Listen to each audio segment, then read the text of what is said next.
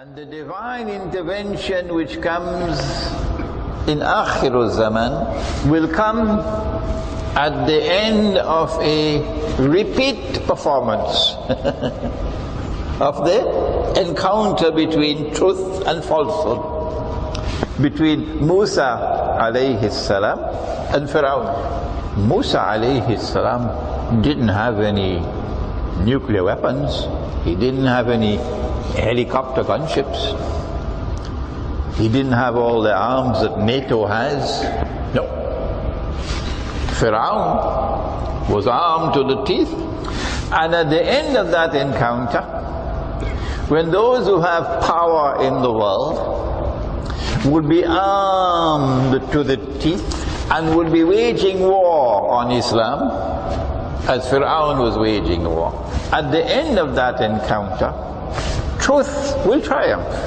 Who are those people who are to come in Akhirul Zaman, who will live the way Firawn lived? Powerful, arrogant, waging war on those who stand up for Islam. So if they're not waging war on us, something is wrong with our Islam, eh? Huh? Who are those people who, because they live the way Firawn lived, will die the way Firawn died? The answer? Those who today rule the world. Who are the Zionists? They are Christian Zionists and they are Jewish Zionists. And these Christians and Jews have come together, and this cement which has bonded them together is Zionism.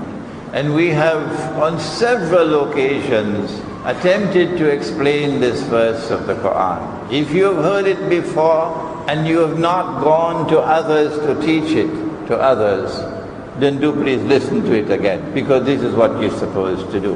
Ya ayyuhalladhina amanu, O you who have faith in Allah, la tattakhidhul yahuda wal nasara awliya. Do not take the Jews and do not take the Christians as your friends and allies. We pause. Proper methodology is that you do not take any verse of the Quran in isolation to derive meaning. If this Quran is not referring to all Jews and all Christians, because when we study the rest of the Quran, there are several verses which indicate that Allah could not be referring to all Jews and all Christians. Well then, which Jews and which Christians? The answer is to be found in the words which follow. Do not take such Jews and such Christians as your friends and allies, who themselves are friends and allies of each other. The Quran is informing us that a time is going to come when there's going to be a Jewish-Christian alliance. And when that Jewish-Christian alliance comes into being, you are prohibited as Muslims from maintaining friendly ties with them and being their allies. And then the verse continues to declare, whosoever from amongst you turn to them with friendship and alliance now belong to them. You've lost your Islam.